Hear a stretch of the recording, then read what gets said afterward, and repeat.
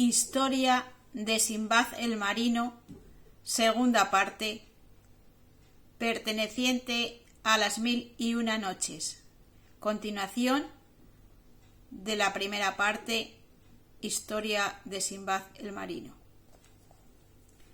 Cuarto viaje de Sinbad.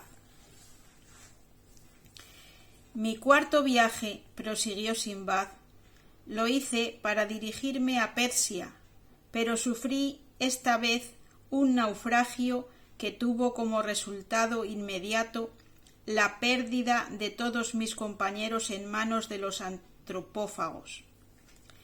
Estos eran unos negros que de momento se presentaron a nosotros sin muestra alguna de hostilidad, ni tenían feroz aspecto, pero nos ofrecieron para comer unas hierbas extrañas que mis camaradas exhaustos devoraron con avidez. Pero yo, a pesar del hambre que sentía, fingí solo que las probaba, pues no me fiaba de ellas. En efecto, mis presentimientos se realizaron, y mis compañeros no tardaron en caer en un profundo sueño del que se despertaron completamente locos y faltos de memoria. Entonces aquellos negros los apresaron sin dificultad y se los comieron. Yo, fingiendo una locura furiosa, pude huir y estuve caminando por aquellas tierras inhospitalarias durante 7 días, al cabo de los cuales llegué a otra costa de aquella tierra. En ella encontré unos hombres blancos que recogían el fruto del árbol de la pimienta. Les conté mi historia y se mostraron muy amables conmigo, invitándome a que me embarcara con ellos. No les era posible llevarme a mi tierra, pero me dijeron que en su país encontraría yo todo cuanto fuese de desear. Así conocí la isla de que procedían y tuve el honor de ser presentado a su rey, que me pareció un príncipe excelente. No tardó en distinguirme con su amistad por un incidente que en otro lugar de la tierra no hubiese tenido importancia. Yo había observado que los hombres de aquel país montaban a caballo sin jaeces. No conocían el freno, la silla ni el estribo. Hice fabricar uno, según mis instrucciones, y les cayó tanto en gracia mi idea, atribuida por ellos a la exclusiva fertilidad de mi ingenio, que no tardaron las sillas y las bridas en ponerse de moda. El monarca me colmó de regalos y atenciones, y quiso a toda costa que me naturalizase en la isla, cosa que hice confiando en que aquello no sería más que un transitorio episodio de mi vida, y que en peores circunstancias podía haberme encontrado. Cierto día el rey me llamó a su palacio y me dijo: «Sinbad, has de saber que te aprecio y todos mis vasallos también, tanto como yo. No hay ninguno de ellos que te tenga envidia, por tanto quisiera exigirte un pequeño sacrificio. Quiero que te cases con una mujer de este país y que, retenido así en él por los lazos de la familia, no pienses en regresar a tu patria, siempre que no tengas mujer, allí, naturalmente». Le respondí que era soltero y que consideraba como transitorias en sumo grado todas las aventuras de la vida, por lo que no tenía inconveniente en complacerle. Así pues, el soberano se encargó personalmente de buscarme una novia, y supo elegirla bien a fe mía: joven, hermosa, rica y prudente. Aún me acuerdo de ella con nostalgia, a pesar del terrible desenlace que había de tener esta aventura. Vivía muy feliz, no puedo negarlo, y ya había comenzado a olvidarme de que en el mundo existiese el dolor, cuando un día supe que acababa de morir la esposa de un buen amigo mío que vivía cerca de mi casa. Corrí a consolar al pobre viudo, al que encontré más abatido de lo que se suele hallar a un hombre en estas circunstancias, de lo que deduje que amaba mucho a su difunta esposa. Viéndole tan descompuesto, vacilé en decirle esas palabras banales de consuelo que siempre se me han antojado inoportunas ante la desgracia ajena, pero le hablé de todos modos lo mejor que pude y le dije que aún era joven y que debía esforzarse en vivir para ser el apoyo de sus familiares. Pero él, con lágrimas en los ojos, me dijo que si algo le consolaba era saber que sólo le quedaba una hora de vida. Desechad esos pensamientos, le contesté. Espero que tendréis juicio. Además, aunque no podáis vivir sin vuestra mujer, no nos es lícito quitarnos la vida por nuestra propia mano. No me habéis comprendido, me dijo él, y se conoce que sois extranjero en esta isla. Sabed que aquí es de ley que al morir uno de los esposos, el que queda vivo, sea sepultado en otro ataúd junto al muerto. Y es costumbre antigua que se ha seguido siempre desde la primera generación de los que aquí habitamos. Se me erizaron los cabellos al oír aquellas palabras que no tardé en ver confirmadas. Al cabo de media hora se presentaron los que formaban el cortejo fúnebre, los parientes de la difunta, incluso los suegros y los padres de mi amigo, y todos nos pusimos en marcha. Llegamos al pie de una montaña escarpada que por uno de sus lados tenía una suave pendiente. Subimos por ella y cuando llegamos a la cumbre, la muerta y el vivo fueron depositados en sendos ataúdes. No sin antes haberse despedido el hombre de sus padres, abrazándolos con tanta naturalidad como si emprendiese un viaje por los caminos que alumbra el sol. Destaparon una gran losa que había en el suelo y apareció la negra abertura de un pozo, cuyo aspecto me estremeció. Descolgaron los ataúdes con una cuerda hacia el interior de aquella sima, no sin haber colocado antes en el que ocupaba mi amigo un jarro de agua y 7 panes que debían alimentarle hasta que se consumara su destino fatal. Cuando volvíamos de la triste ceremonia, fui a ver al rey, y le dije cuán extraño me parecía aquello de dar doble pasto a la muerte cada vez que se le antojaba devorar a un ser humano. También le pregunté si los extranjeros estaban exceptuados de aquella ley tan cruel. Pero el soberano, sonriendo de una manera extraña, me dijo que no había excepción y me despidió deseándonos larga vida a mí y a mi esposa. A partir de aquel día mi existencia fue una continua angustia. Temblaba a la menor indisposición de mi mujer, teniendo siempre presente ante los ojos la negra boca del pozo de la montaña. Y mis temores se consumaron antes de un año. La verdad es que mi consorte no había gozado nunca de salud excelente. Estuvo enferma varias veces, ocasionándome no pocos sobresaltos, y por fin sucumbió, del modo más fatal e inevitable, a pesar de mi solicitud y de la de los médicos. Cuando estuvimos los dos en la cumbre de la negra montaña, colocados en nuestros ataúdes, miré en mi derredor y vi que aquel lugar no se había borrado lo más mínimo de mi memoria. Recibí la triste ración del agua y los 7 panecillos, y después de haber descendido mi difunta me tocó el turno a mí. Antes de llegar al fondo comencé a sentir un hedor insoportable, pero los negros pensamientos que me habían embargado entonces dejaron de tener imperio sobre mí cuando me vi de nuevo abandonado a mí mismo. Era más fácil escapar de aquella horrible cueva que del seno de las olas del que tantas veces, no obstante, Alá me había librado. Cuando estuve en el suelo quise observar la disposición de aquel antro, pero estaba sumido en la oscuridad más absoluta. No había más remedio que explorar a tientas y en las más desagradables circunstancias.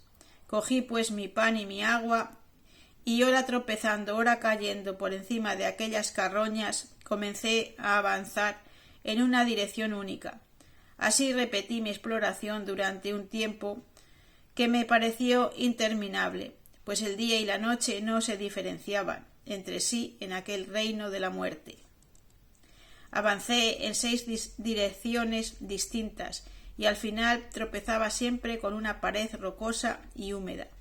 Al fin, cuando me decidí a avanzar en la dirección séptima, hacía ya mucho tiempo que mi pan se había agotado, pero saqué fuerzas de flaqueza y proseguí mi camino. Comenzaba ya a desesperar, cuando pasó cerca de mí una sombra que pude distinguir perfectamente. Era la primera cosa que veía en mis ojos, aunque no podía distinguir claramente lo que era. Se trataba sin duda de algún animal. No podía ser otra cosa que un ave de rapiña o un cuadrúpedo que de vez en cuando penetraba allí para devorar los cadáveres. Si había una entrada, debía haber por fuerza una salida, y animado con esa esperanza, proseguí sin cansarme ya en la dirección en que la había visto huir. Después de una marcha entre las tinieblas que me pareció interminable, divisé una penumbra. No había duda, un tenue rayo de luz se filtraba por entre las murallas de mi cárcel. Por fin vi la claridad del cielo, y cuando descubrí que la abertura daba al mar desde un acantilado, creí volverme loco de alegría. Aún me aguardaba una larga espera de 3 días en que, hambriento y desfallecido, divisé un buque que pasaba a poca distancia del lugar donde me encontraba. Tuve la fortuna de que su tripulación me viese sin dificultad y enviaron una chalupa a recogerme. Pasamos frente a muchas islas, entre ellas la de la Campana, que dista 3 días de viaje de la de Serendip y 6 días de la de Kela, en cuyo puerto echamos anclas. Allí realizamos magníficas especulaciones y nos hicimos de nuevo a la vela, continuando prósperamente nuestro tráfico. Por último, regresé a Bagdad, más rico que nunca, y de momento concebí el propósito de entregarme al descanso. Quinto viaje de Sinbad. La vida ociosa y regalada de siempre, a pesar de mis anteriores fatigas, no sirvió para decidirme a permanecer en mi tierra. Ardía en deseos, no ya de adquirir más bienes, sino de correr nuevas aventuras, aun sabiendo los peligros a que me exponía. En mi quinto viaje compré un buque para poderme manejar con mayor libertad. Me hice a la mar con otros comerciantes que abonaron el importe de sus fletes, y después de surcar muchas aguas abordamos a una isla en la que pude distinguir un enorme huevo de roca, semejante al que ya había encontrado en mi segundo viaje. Mis compañeros fueron de la opinión de romperlo a hachazos y zampárselo alegremente, a pesar de mis consejos, no dando crédito al peligro de que yo les advertía, y figurándose que los pájaros tardarían mucho en regresar a su nido. Mis ruegos fueron inútiles, y cuando ya era demasiado tarde y no era posible reparar lo hecho, se ensombreció el sol y yo temblé de pies a cabeza, pues demasiado conocía la significación de aquel síntoma siniestro. Mis compañeros, locos de terror, se precipitaron al buque y yo les seguí. Levamos anclas y los 2 enormes pájaros, macho y hembra, después de cernerse un buen rato sobre nosotros, se fueron. Respiramos tranquilos creyendo que en el mar no se atrevían a atacarnos, pero nuestro júbilo duró poco, pues no tardaron en reaparecer, llevando cada uno en las garras unas rocas que parecían montañas. Uno de ellos dejó caer el enorme peñasco tan cerca de nosotros que se alzó una ola enorme y el buque quedó inundado. El segundo tardó más en dejarla caer, pero cuando lo hizo nos acertó de lleno entre el bauprés y el palo mayor. El barco se abrió por la mitad y todos mis compañeros perecieron, aplastados o ahogados. Yo salvé mi vida por milagro y me agarré a una tabla encima de la cual permanecí varias horas hasta que las olas me hubieron arrastrado a la playa de una isla. Me senté para descansar y tomar aliento, y luego me interné con ánimo de reconocer aquel terreno. En mi exploración encontré sentado a la orilla de un arroyo a un anciano de aspecto venerable. Tenía un aspecto endeble, o quizá estaba enfermo, por lo que sentí compasión hacia él y le saludé. —¿Qué hacéis aquí, buen hombre? —le dije. Pero él no me respondió palabra, pues parecía mudo. Sin embargo, me hizo señas de que me acercase, le alzase a hombros y le llevase a la otra orilla del río, donde parecía tener intención de coger algunas frutas. Le obedecí, y cuando hube llegado con él a la margen opuesta, le dije que podía bajar, puesto que ya le había complacido. Pero el taimado viejo, al que yo había juzgado enfermo y decrépito, en vez de bajar, me apretó el cuello con brazos y piernas de tal modo que estuvo a punto de asfixiarme. Desde aquel momento el muy infame me convirtió en su esclavo.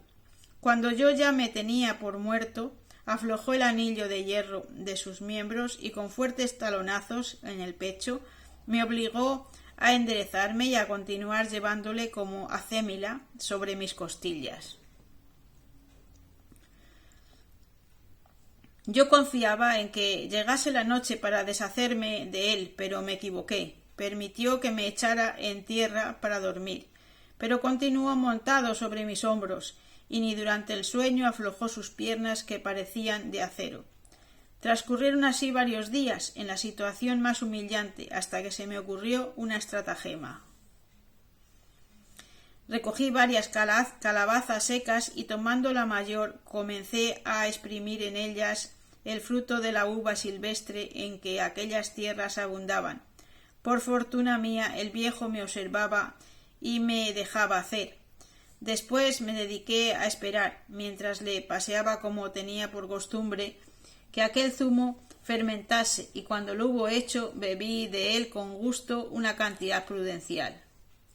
Mi tirano quiso probar también el líquido, y así me lo dio a entender con fuertes talonazos en el pecho, que era el único lenguaje que usaba conmigo. Dejé que cogiese mi calabaza, en la que aún había vino para embriagar a 2 hombres robustos. Bebió hasta perder el sentido. Entonó canciones incoherentes y, después de golpearme de nuevo con los talones para expresar su contento, se le aflojaron las piernas y cayó hacia atrás. Cuando estuvo en el suelo, le aplasté la cabeza con un pedrusco. Satisfecho de verme libre del cruel anciano, me dirigí a la playa, donde por casualidad acababa de fondear un buque y estaban sus tripulantes haciendo aguada. Les conté mi aventura y me condujeron a bordo. De regreso fondeamos en una tierra donde abundaban los árboles cocoteros, que son tan altos y lisos que es imposible trepar por ellos. Para recoger su fruto nos dedicamos a apedrear a los monos, que estaban en gran número encaramados en sus ramas. Las bestias respondieron a nuestro ataque tirándonos gran cantidad de cocos, que nos apresuramos a llevarnos a toda prisa.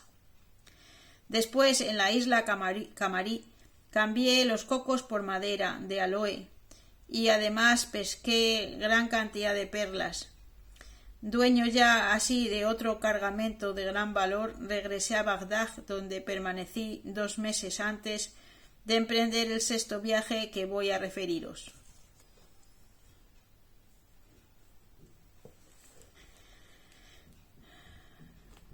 Sexto viaje de Sinbad.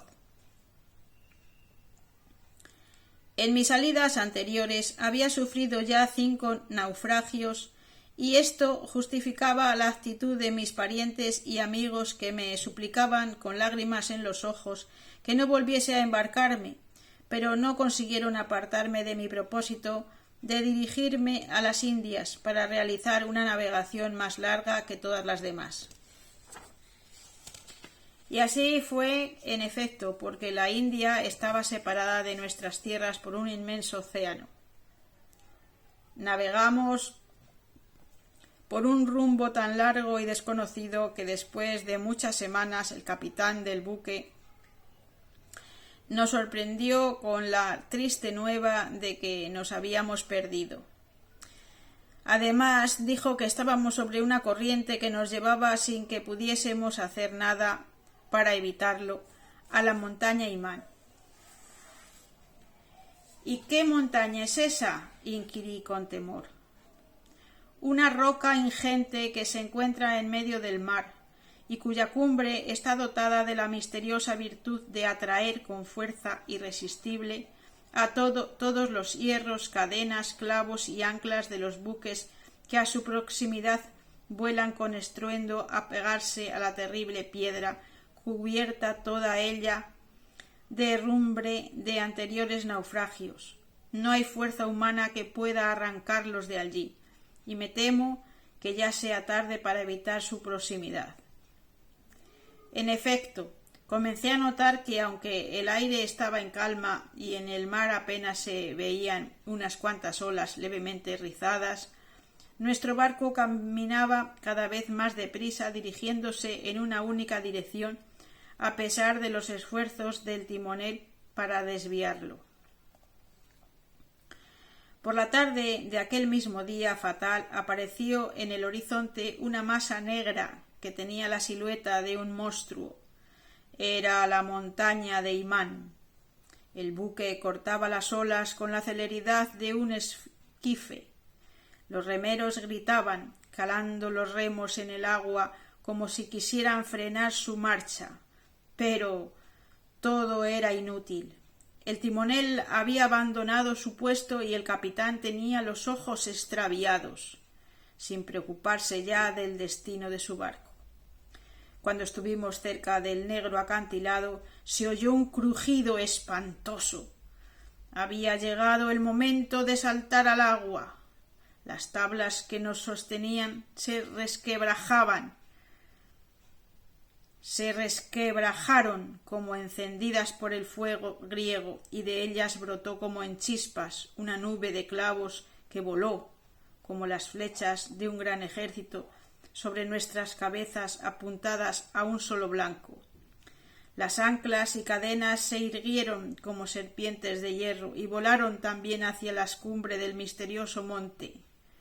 Nuestros alfanjes y puñales saltaron de sus vainas y fueron a chocar a su vez contra el peñasco con estruendo batallador. Sólo habíamos quedado flotando en el mar, nosotros y las tablas y trabazones de tela o de soga. Nos agarramos a ellas y los tripulantes que no pudieron hacerlo se ahogaron sin remisión. Estábamos solos en una tierra inhóspita, al pie de una roca inaccesible y dotada de extraño poder. No nos quedó más remedio que permanecer en la playa, consumiendo las provisiones que quedaban. Cuando se hubieron concluido, el hambre comenzó a hacer estragos y fue quitando uno tras otro la vida a mis compañeros, y yo me quedé solo y en tan desesperada situación que pensé más de una vez en morir. Pero Alá no quiso abandonarme y, explorando el acantilado para ver si encontraría algo que comer, dio con una gruta bastante espaciosa por la que se deslizaba una corriente de agua. En el acto me puse a trabajar en la construcción de una balsa, con los restos del naufragio, trabando los maderos con fragmentos de soga y hasta con tiras arrancadas a mis propios vestidos. Después me dejé llevar por la corriente con mi embarcación, pues tenía el presentimiento de que conducía a tierras habitadas. Había puesto sobre la balsa mi cargamento de ámbar, telas y piedras preciosas. El techo de la gruta era tan bajo que tuve que navegar mucho tiempo a gatas para no herirme la cabeza. Al cabo de 4 días, agotado por la debilidad, se apoderó de mí un invencible sopor y caí en el más profundo letargo. Ignoro cuánto tiempo permanecí en él, pero al despertarme me encontré entre campiñas cuidadosamente cultivadas. Me hallaba en tierra, y junto a la corriente que me había conducido hasta allí estaba arrimada mi balsa. Yo estaba rodeado de esclavos negros que me miraban y hablaban un idioma desconocido, pero por fin uno de ellos, que sabía el árabe, me dijo: «Hermano, no te sorprendas de verte con nosotros. Habitamos esta campiña y al venir hoy a regarla, como acostumbramos a hacerlo todos los días, te vimos dormido en esta balsa que ahora hemos atado aquí. La detuvimos para saber quién eras y que nos contases tu historia». Yo entonces se la referí con todo detalle y les pareció tan extraordinaria que quisieron a toda costa que se la contase a su rey. Monté en un caballo que pusieron a mi disposición y así hice mi entrada en la ciudad de Serendip, una ciudad magnífica, por cierto, de las más populosas y ricas del Oriente, situada en la línea equinoccial. En ella las noches son de igual duración que los días. El rey, que se mostró conmigo muy amable, se sintió tan entusiasmado por mi narración que la mandó escribir en letras de oro para los archivos del reino. Me agradeció cordialmente las piedras preciosas y mercancías que le ofrecí de mi cargamento, pero lejos de aceptarlas, me dijo que iba a aumentar con otras aquellas riquezas que me donaba generosamente para que se las llevara de su parte como regalo a mi soberano, el sultán Harún al-Rashid, defensor de la fe. Cuando hubo llegado la hora de mi partida, después de equiparme regiamente, me hizo los siguientes dones para el sultán: una copa tallada en el seno de un rubí enorme, llena de perlas de medio dracma de peso cada una; una piel de serpiente cuyas escamas tenían la maravillosa virtud de preservar de toda enfermedad al que se posaba sobre ellas; madera de aloe por valor de 50.000 dracmas y 30 granos de alcanfor del tamaño de alfonsigos; una esclava bella como la noche, cuyos vestidos estaban cubiertos de piedras preciosas. Cuando llegué, mi soberano, no queriendo de momento dejarse deslumbrar por aquellas dádivas, me preguntó hasta qué punto eran ciertas las fabulosas riquezas que se atribuían al rey de Serendip. Le respondí que en efecto yo había visto con mis propios ojos que el rey de las Indias poseía 1000 elefantes, un palacio cubierto con un techo en que había incrustados 100.000 rubíes, 20.000 coronas de oro y diamantes, y que las lanzas y armas de todos los servidores de su corte estaban incrustadas de esmeraldas y de lapislázuli. El califa me despidió amable y por fin pude retirarme a mi casa a gozar de los cuantiosos bienes que Alá me había deparado. Séptimo y último viaje de Sinbad. Esta vez puedo deciros de verdad que al encontrarme de nuevo entre los míos había renunciado definitivamente a volver a embarcarme. Pero por encima de las decisiones de los hombres está siempre la voluntad soberana de aquel que ha levantado los cielos a la altura donde se hallan. Me hallaba una tarde como ahora, acabando de celebrar un banquete en compañía de mis amigos, cuando llegó un oficial de parte del califa y me dijo que le acompañase a palacio. Me levanté al instante para no hacer esperar a su majestad, y cuando estuve ante su augusta presencia me arrodillé en el suelo. El califa me ordenó levantarme y, abrazándome con gran deferencia, me dijo: «Sinbad, te he mandado llamar porque necesito de tus servicios. Ya recordarás los magníficos presentes que me trajiste de parte del rey de Serendip. Pues bien, he juzgado que no es decoroso por mi parte retardar más tiempo la respuesta a tan amable obsequio, y no tengo el menor interés en perder las relaciones con tan magnífico soberano. Así, tú serás mi embajador, y te encargo que partas cuanto antes para llevarle de mi parte los presentes que te entregaré. La orden de Harón al-Rashid me dejó fulminado.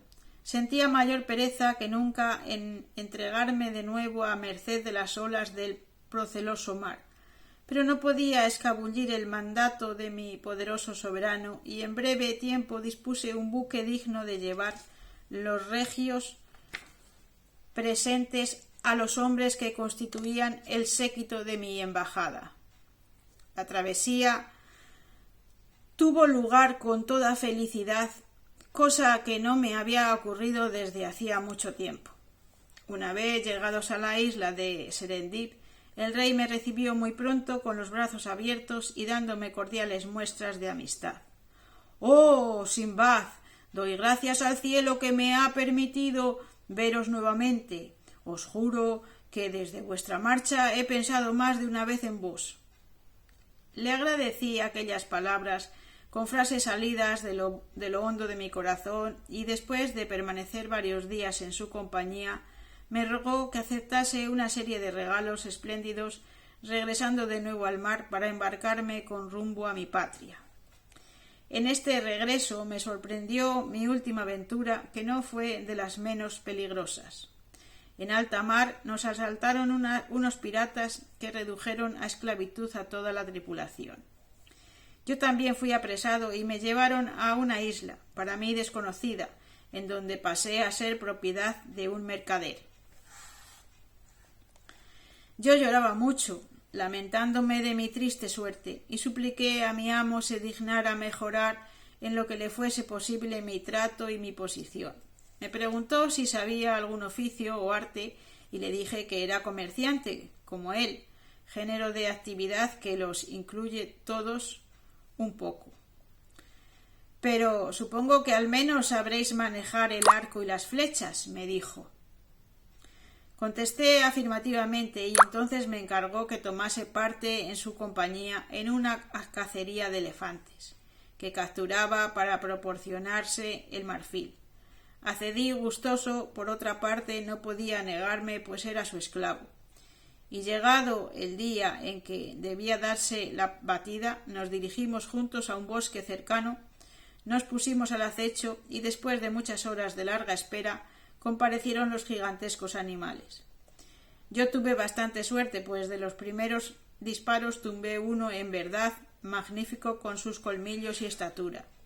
Cuando los demás se hubieron dispersado, nos apresuramos a enterrar al proboscidio muerto para acelerar su descomposición. Satisfecho, el mercader ordenó que al cabo de una semana se repitiera la suerte, y como yo me había mostrado tan buen tirador, quiso que me apostara yo solo en lo alto de un árbol corpulento, dejando a mi iniciativa la caza de los elefantes.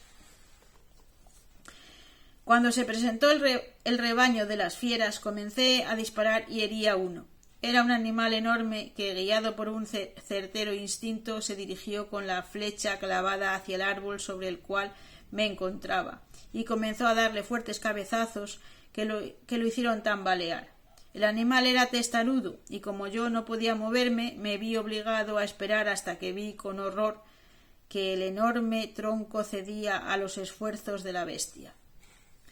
Cuando estuve en el suelo, el elefante me cogió con su trompa y me colocó encima de su lomo.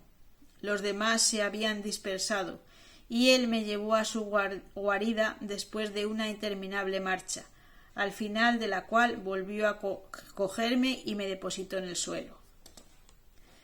Creí llegada mi última hora, pues me figuraba que iba a aplastarme para vengar así todos los de su especie. Pero me equivocaba. Cuando estuvo en el suelo, el animal que estaba herido me volvió la espalda y se internó en el inmenso antro. Entonces lo comprendí todo. Me había llevado a un lugar que era el cementerio de los elefantes. El suelo estaba materialmente cubierto de los esqueletos de los proboscidios y había allí un inmenso tesoro en marfil bruto. Logré salir de allí y orientarme después de haber estudiado la disposición del terreno y me dirigí a casa de mi amo el mercader, al que comuniqué mi hallazgo. Pero a cambio del secreto de enseñarle el camino le exigí mi libertad y la mitad del producto del marfil, con cuya garantía organizamos 6 caravanas y después de cargarlas de marfil, dejando en la cueva más del doble que nos fue imposible recoger, regresé a mi patria más rico que nunca. Cuando Simbad hubo terminado de contar su último viaje al mandadero Hindbad, le regaló otra bolsa con 1000 zequíes de oro y le rogó se considerase contado entre el número de sus amigos. Pero añadió, tuviese bien presente que aquellas inmensas riquezas no habían sido conquistadas sin el esfuerzo con que todos los hombres luchan para alcanzar el bienestar. El mandadero, ya en posición acomodada, cambió de trabajo, pero no olvidó jamás su antigua y humilde profesión ni las maravillosas aventuras de Simbad el marino. Y aquí terminaría el cuento Historia de Simbad el marino. El próximo cuento será Historia de Nureddin Ali y Bedreddin Hassan. Historia de Nureddin Ali y Bedreddin Hassan.